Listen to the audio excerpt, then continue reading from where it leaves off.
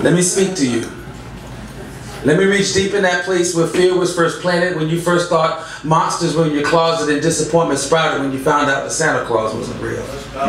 Let me feed that starving part of your heart that once harvested trust in a God you believed in but couldn't see, but now you can't bring yourself to trust in this God who has the audacity to call himself your supreme being. Yeah, right there.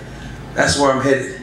Fidget all you want, but don't wait to get comfortable, because I ain't just your average knick-knack, paddywhack, bumpy women and crack type of a poet. I'm still a minister.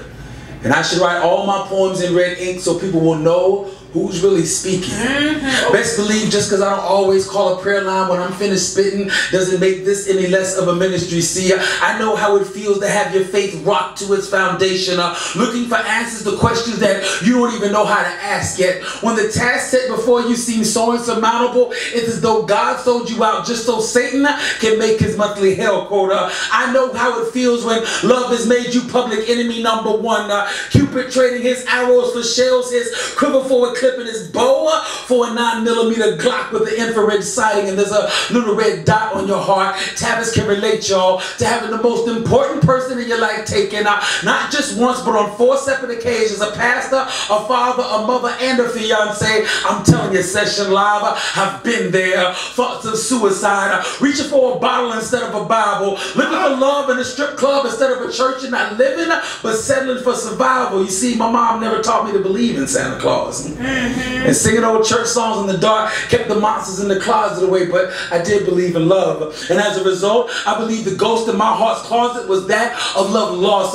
So I sat in the lap of God and kissed him on the cheek, but it still felt like he was ignoring me, because he knows that the longer he gives us the silent treatment, the harder for his voice we have to seek. So I reached into his pocket looking for his wallet, because I figured my heart had to be in there somewhere. But all I found were 3 Tic Tacs, 64 billion sticky notes of unanswered prayers, and Santa Claus's expired identification cards. So I flat out told him, God, I don't believe in love no more. Part of me wants to believe, but it's hard to believe when everything I've loved at some point, including you, seems to have turned its back on me. And for the first time I saw God cry. Tears, not as rivers of water, but as stars light years apart fell one by one because of God's broken heart. And at first, he didn't make a sound, so the silence of his grief was deafening. But when he did speak, 2 shots from a Mossberg couldn't have hit me any harder, because he said, son. Digger, he called me son.